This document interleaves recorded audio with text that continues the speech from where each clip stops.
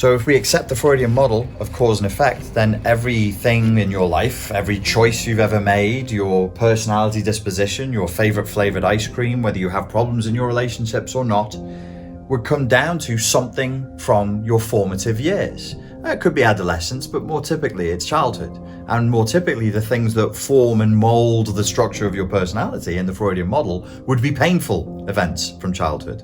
This is the Freudian focus on trauma. And I do think it is a very crucial part of the puzzle.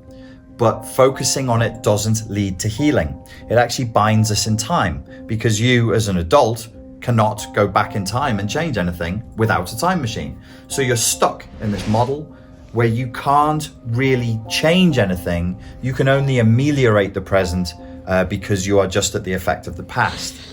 One of the other problems is it keeps you stuck in cause and effect and asking why. This is not a good question to be asking, because you will come up with an answer. If you say, why do my relationships suck? You're going to come up with an answer which is a story rooted in trauma from the past of why your relationship stuck today. Why do I love, this? Why is this my favorite flavor ice cream? Well, you're going to come up with a story that's rooted in the past, that's in the cause and effect model. Without a time machine, there's nothing you can do about your past. So there's really not that much you can do about your future. You just end up stuck in this loop of going over what happened, the story of what happened again and again, the vague hope that maybe by recounting and studying the story again and again, you'll magically become healed. You'll have this alchemical transubstantiation from trauma to higher consciousness.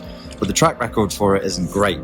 As Nietzsche said, hope, in fact, is the greatest of all evils because it prolongs the suffering of men. So the idea that we would just go into a therapeutic context hoping that reliving the story again and again is going to heal us is actually, in some senses, a little bit ridiculous. So I want to give people another option outside of the Freudian time bind. I want to point them straight at the alchemical process of transubstantiating negative, painful, traumatic experiences to higher consciousness through using the power of their intent and their focus.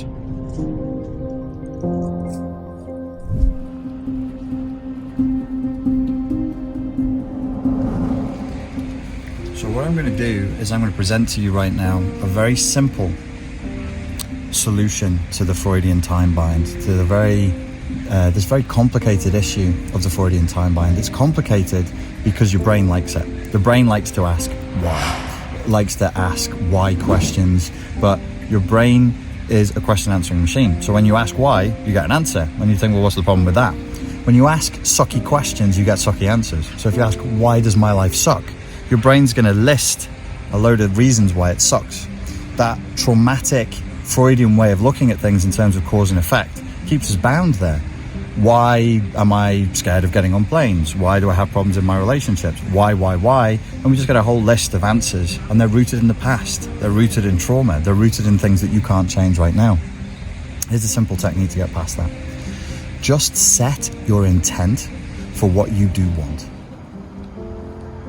So you're setting the intent, it's immediately present and future focused. It gives you an automatic alteration that returns the agency to you to a time and place where you can do something. Where's the time and place where you can do something? Where is the point of power in the timeline? It's only ever one time and one place. The only time and the only place that is real is here and now. If you set your intention for something, the unconscious will align and go, okay, boss, that's what we're going to do. So it becomes one of the simplest, not easy, but simplest ways of manifesting your will in the world. When you set your intent to do something, you begin the magical process. You actually set the wheels in motion. Slowly, but they are now in motion by setting the intent. By setting the intent, you directly bring yourself out of the frame of cause and effect. You are now the cause. You're no longer at the mercy of an ancient timeline. You're building new timelines in your own life.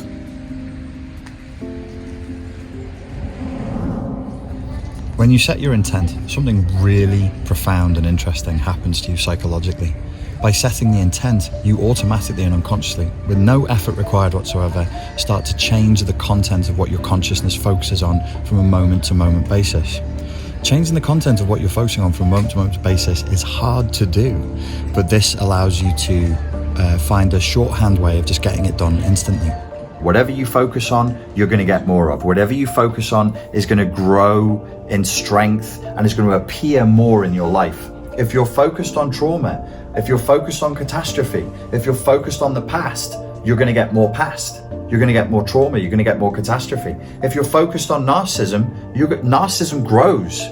You're actually feeding it with what? With the magical ingredients of time and attention. So when you have a stream of consciousness flowing through your mind, this has a huge impact on your physiological system, your hormonal system, and your emotions. Setting the intent aligns that focus so that you can be in congruence with what it is that you're looking to get done, not with that which you do not want. When you're in cause and effect in the Freudian bind, you're setting your mind, your stream of consciousness, to all of the things you don't want, all of the past, all of the trauma, all of the catastrophe and tragedy. That's what your mind is focused on.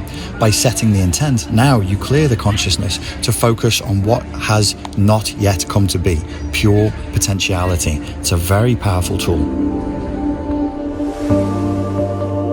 We are all, to an extent, riding the id.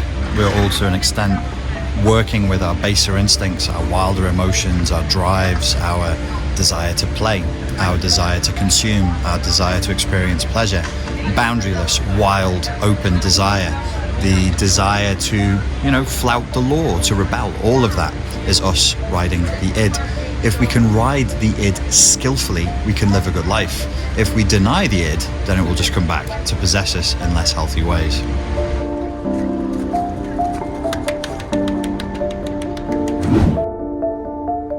You have endured me speaking at great length about emotion and emotional literacy, and I believe that true alchemy, the true transubstantiation from base crude metal to a noble metal, from lead to gold, is actually in perception, and perception is guided by emotion.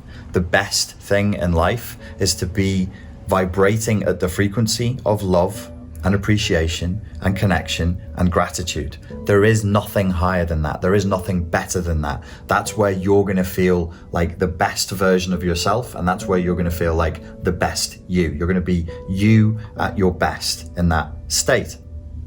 How do we get there? Well, one of the great things about setting your intention, as I just said, is that it changes your focus. When you change your focus, you change the stream of consciousness running through your mind. So if you were in a no intent scenario, if you're in the Freudian cause and effect time bind, then you'll be saying, why does my life suck? Well, my life sucks and because I divorced my ex-wife. Why did I divorce my ex-wife? Well, the reason why I divorced her is because she was abusive. Why was she abusive? She was abusive because she had a bad childhood, and on and on and on. It's a study in history. It's a study in the dead, unchangeable past, because you're in a space where you have no power. All you can do is observe, and it does have value, but the value is to be understood now, to be limited. The greater power, if you want to heal and move forward, should be in setting your intention, which automatically changes your focus, which changes the stream of consciousness. When the stream of consciousness is altered through setting the intention and the focus shifts, the videos that are playing in the mind are now fresh. They're now new. They're now positive. They're focused on what is now and what could be in the future. You're changing that stream of consciousness in your mind. You're cleaning it up. It's a dirty old stream full of brackish water and old leaves and old bits of monkey corpses. It's like, it smells. It doesn't smell good. It's dank. It's a nasty place, and it's running through your head every day. You're gonna have an emotional response to that. Imagine that stream being cleared up. It's bright, there's sunshine hitting it, the water is warm, it's clear, you can see it, the birds are singing, you're moving in a good direction, and suddenly everything is fresh and full of potential and full of newness and life. How do you feel there? Well, you would feel perhaps a degree of optimism. You'd feel perhaps a degree of enthusiasm. You would reclaim your agency, your serenity, your sense that, hey, maybe I can do something about this. Maybe I can rewrite what my future would have been by just saying, to hell with the past. What do I actually want now? What's my intention moving forward? Cleaning that stream of consciousness and then enjoying the cascade of good emotions that comes from that. Changing the emotional frequency is important. You can condition yourself to positive emotions. If you can learn to do a bad thing, you can damn sure learn to do a good thing just as easily. Transcending the negative emotions, moving into the positive emotions, that will become what your body wants to cycle through. It wants to cycle through feelings of hope for a positive future, feelings of enthusiasm, high levels of energy, cheerfulness, feeling good, feeling ambitious, moving forward and thriving. And you will.